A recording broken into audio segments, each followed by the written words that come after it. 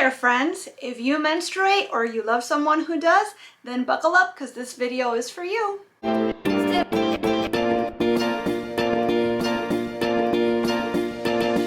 Welcome to my channel. Welcome back if you're an old friend. My name is Desiree, aka Mama Friendly, and I do all sorts of videos on my channel, from cooking videos to planner videos, vlogs, hauls, homeschool videos with a Disney twist, a little bit of everything. So if any of that sounds like fun to you, I hope that you'll subscribe and join me on my YouTube adventure. Speaking of adventure, I am embarking on something a little bit new for me. It's been around for a minute. I feel like it's kind of getting popular now.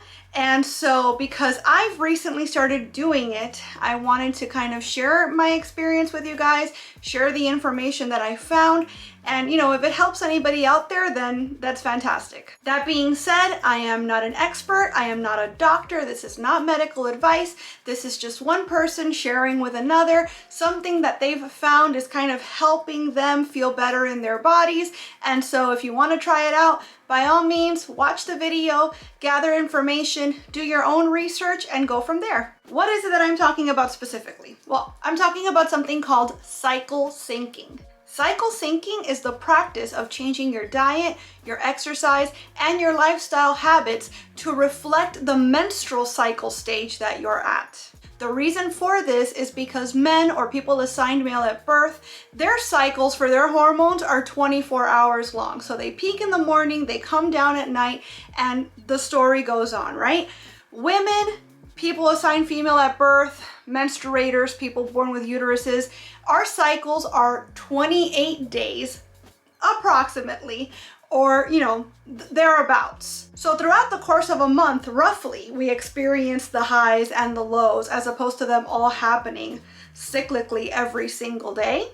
And where we run into trouble is that most research, period, but in particular research regarding health, exercise, bodies, etc., is run on data from men. Very rarely are women considered, period, but there really is not enough data showing how female bodies or assigned female at birth bodies do as far as hormones or exercising or even fasting. Lots of people do intermittent fasting.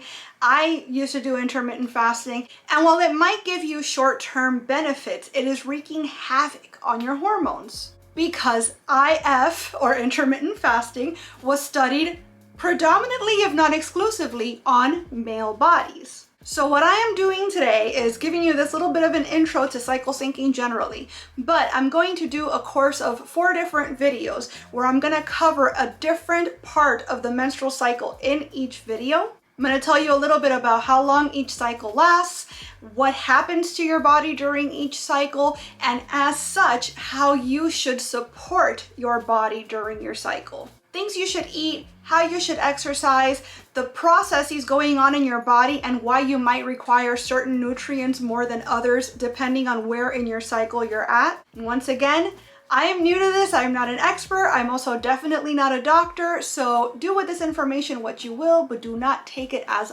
Bible because that's not what I'm here for. This first video is going to actually be about menstruation, which is the first part of the cycle, which seems weird to me. Like, I understand why it's day 1, but it feels to me like that's when the cycle completes, not begins. The body thinks differently. So we're starting with the first stage, which is menstruation. And once I tell you a little bit about it, I'm actually going to do a grocery haul to show you some of the foods that I'm getting this week to support myself in the menstruation phase. And perhaps later on in the new year, I might start doing videos where I do recipes specific to each cycle stage and so on. So if that's something that you'd like to see, let me know in the comments. So I've got my little notes here. Menstruation typically obviously starts day 1, and it typically lasts between 5 to 7 days. Every body is different, and everybody thinks that your cycle must be 28 days or something is wrong. Nothing could be further from the truth. As long as you are menstruating regularly, whatever that means for you, you're probably okay. Obviously, if you have questions, if you have concerns, if your cycles are taking several months in between, then you should probably speak to a doctor. But me, for example, my cycle is between 31 to 34 days long, and that's perfectly normal. During menstruation, that's when you are at your lowest energy level of the entire month. Why? Because your estrogen, your progesterone, everything plummets. As such, this is probably the best time in your cycle to just take rest days, nap if that's what you feel like you want to do. If you have cramps, movement is supposed to be helpful, but listen to your body. If you're tired, give yourself a nap and feel zero guilt because you are tired. Your body's going through a lot right now. However, if you do choose to exercise, stuff like yoga, Pilates, swimming, or even just walking are great options. Warming and iron-rich foods are supposed to be key right now because you are losing some blood. Granted, even though we're bleeding for days, it's not all blood. There's a lot of stuff going on, but you are losing some blood, and so iron-rich foods will help you feel your best. It's also good to have easily digestible foods right now because your tummy's probably going through a lot as well. We don't want to stress it out. Bone broth is great for replenishing minerals. You should probably lower your caffeine intake at this point, even though you're tired, but high caffeine levels are associated with more menstrual cramps. Right now, what your body is really wanting is zinc, iron, vitamin C, magnesium, which helps your muscles relax, B vitamins, and omega-3s. So lots of healthy fats, lots of meat, sweet potatoes, leafy greens, broccoli, kale, watermelon, kidney beans, pork, avocado, dark chocolate,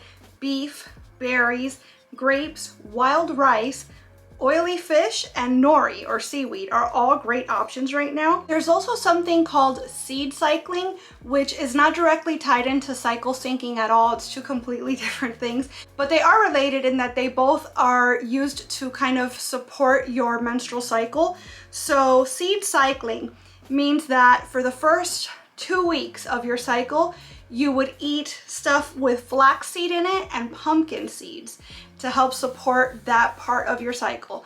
And then for the second half of your cycle, you would eat sunflower seeds and sesame. We'll talk about that when we get into that second half of the cycle in a future video. As far as for this first half of your cycle though, flax seeds are really good because they improve your estrogen levels while binding excess estrogen and helping the body eliminate surplus. So it's helping you boost your estrogen to just where you need it and then get rid of the rest. And then the high zinc in the pumpkin seeds helps support progesterone production. So again, in this first half of your cycle, you're going from completely like super low hormone levels to hopefully getting them ramped up to where they need to be in order for you to ovulate.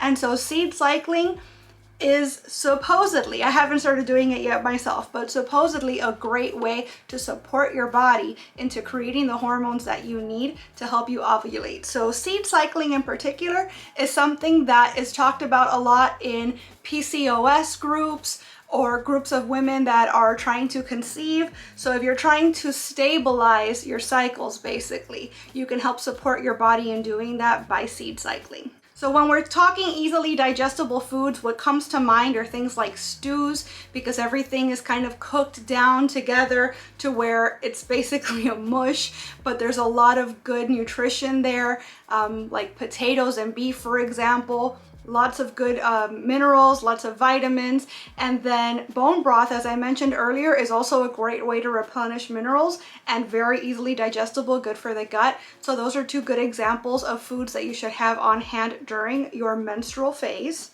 And now that we've talked a little bit about that, I'm gonna go show you guys a grocery haul that I did earlier today with a bunch of goodies that I'm gonna be eating this week to support myself in my menstrual phase.